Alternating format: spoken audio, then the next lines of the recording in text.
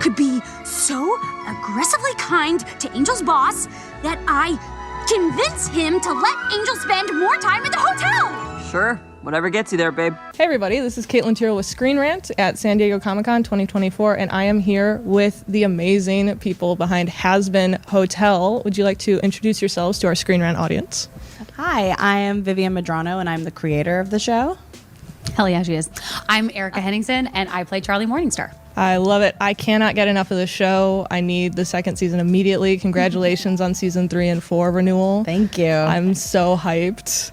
I can't wait. Vivian, so many characters have been a part of your life for so long. How have they evolved as other creatives like voice actors, writers, directors have gotten involved? I feel like now, especially with the cast, I think there's a piece of the cast in the characters now that we not only know who's playing them and everything, you know, going into writing season 2 was really fun because we knew the cast, we knew like, you know, what you guys were up for, what we might be able to push, you know, and all those things. And so I think there's a very natural progression of like, you guys understand your characters more too, so there was like even more like playing around that could be had, because there was an element of not only, you know, knowing the actual person behind the voice and like, you know, like what we could ask for, but also just like knowing your like what you did in season 1. So big shout out to the cast, because I do think that changed like the way we wrote the characters a little bit, because it always helps to kind of have the voice in your head, and so I think that also helped. So yeah, that was I think a huge thing. It also helped us because we didn't record together, so when we got to see season 1 and we kind of figure out like, oh, that's what 𝐕𝐚𝐥𝐤𝐧𝐠 sounds like, or that's how Angel just experiences this emotion. It just kind of made recording, even though we were still separate, you could kind of have an idea of, oh, I bet Amir says this line like that, so let me try to sort of match that energy, which was cool. Like you kind of start to speak a weird secret language amongst your castmates and amongst your creator too. Oh, that's so much fun. And then Erica, you've said that Ready for This is kind of when Charlie comes into her own and like as a leader, as the Princess of Hell. What was fun for you about exploring that evolution throughout season 1, and what are you kind of excited for fans to see as that continues to evolve in the future?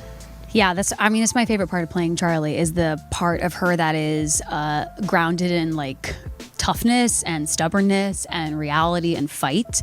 And I don't know, I love that song in particular because I feel like I've been faced with moments like that where I've just thought, I kind of have to fake this till I make it, and then I surprise myself by being capable of something. I mean, honestly, the first day we recorded for 𝐓𝐚𝐥𝐤𝐢𝐧𝐠 Hotel, I didn't know, I hadn't really sung in front of you all before, and I remember going like, okay, I hope this goes well. And there's just been many moments in life where I think, am I equipped? Can I do this?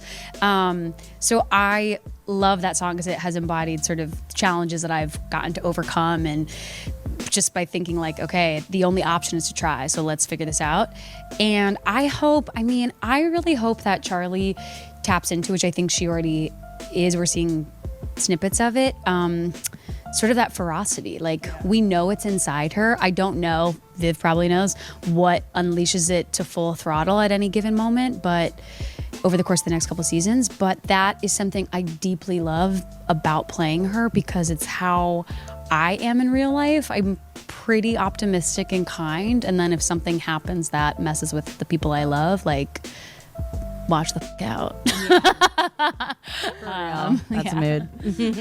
That's a mood. I love that. I love that. And then Vivian, is there a particular character's backstory that stands out for you that you're most excited for fans to see in the future? Oh, you know, this is a fun one, because I feel like this is a safe answer, because I won't confirm when or whenever it happens, but you know, it's cool too, because some of these characters I've had for a very long time, and some of their information is like out there, you know, because I was developing them, and especially Alistair, he's the one I've had the longest and I've posted on the internet the most about.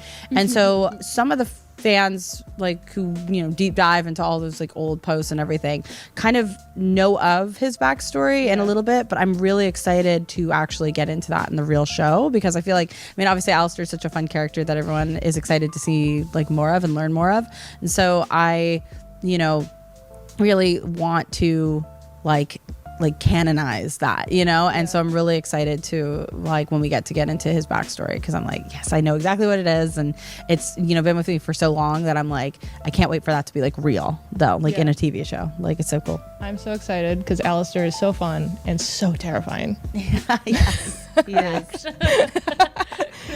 So is Amir. Yeah. Yeah, actually, yeah. Wait, have you seen that Punnett Square? I'm so sorry, I'm about to derail us. It's like the looks like a cinnamon roll is a cinnamon roll. Yeah. It's looks like cinnamon roll is a cinnamon roll is Blake. Looks like a looks like a killer but is a cinnamon roll is Amir, and looks like a cinnamon roll but could kill you is me. Yeah. And I was like, we've been read. I love that. Oh my gosh, that's so great. And then Erica, I love the dynamic between Charlie and Lucifer. It's one of my favorite things. Are you excited to explore more of how that grows in the future as they grow closer? And then what are you excited to maybe see how Lilith and Charlie are different? I am so excited, and again, these are things that live in Viv's brain rent-free and should not live in my brain because I can't keep a secret.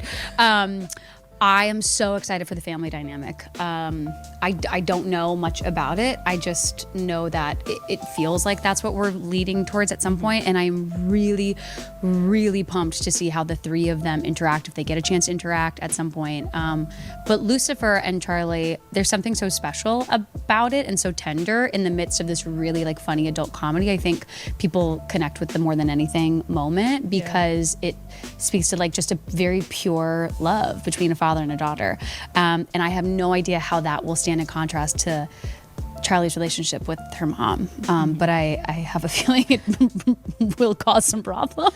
I don't know. I'm excited.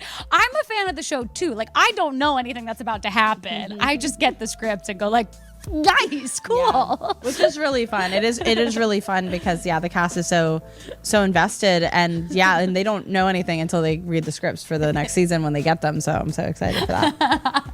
That's so great. Yeah, I love Lucifer's panic answer the phone the first time. Yes. Bitch. Writing, I will say writing for Lucifer is super fun because obviously, like, especially now that we know he's played by Jeremy, it's like we know kind of the tone, but Jeremy also is one of the most like off the cuff of everybody.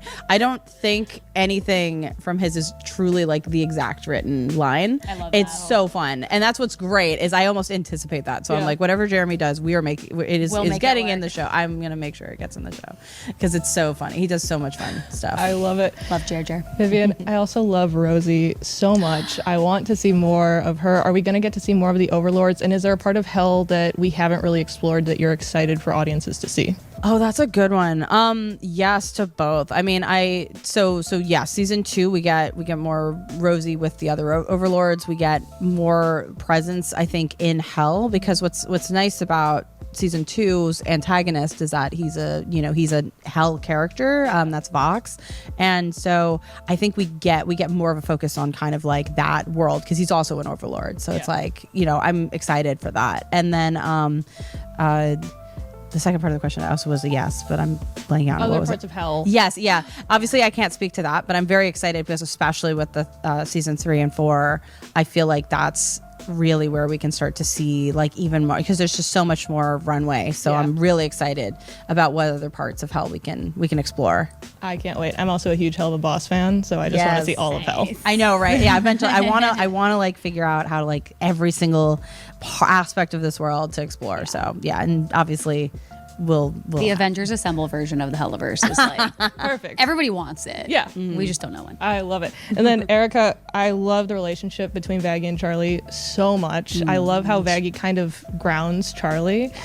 Can you talk to me a little bit about what your favorite part of exploring that relationship was and what you're excited to see as they grow together again? Yeah, I mean, I think it's such a testament to Viv that she created this like beautiful queer relationship at the center of this series. And you don't meet them in like the early like puppy love falling in love. It's just you meet them where they've been together for a couple years, and it's a deep respect for one another. My favorite thing about them is that they support one another's dreams, and I think even in my own personal life, that to me is such an indication of love when somebody else's success is your success and somebody else's failure feels like, or somebody else's loss feels like your loss.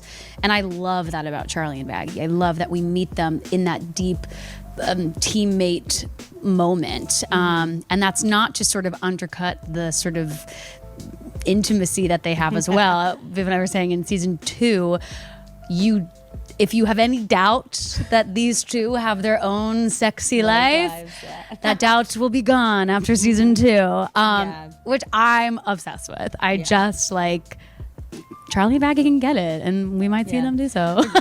I think like to me, because it's like the relationship between them, like I wanted to challenge myself, because I personally, like, I love romances and I love writing them, and I love just, I grew up in that. That's why the shipping culture of the show, I'm like, I see you guys, I totally get it. And I see you, and we're making things for you. Yes, and for me, like, I really do, though. I think there's a different kind of relationship that's pre-established, and I really like doing those in my projects. I found, and for Charlie and Baggy especially, it just felt right. It didn't feel like I wanted to spend time like doing the will they won't they, or them getting together, or them just together. It just didn't really make sense. Yeah. So their dynamic is really nice. But yeah, like because of that, they're very, they're in that like not a lot of like overt affection, because they're so in line with each other and they're so used to everything. So there have been like comments that are like, are they actually together? Like, we don't see it, so like it's not real. And I'm like, oh, it's real. Yeah, I made sure.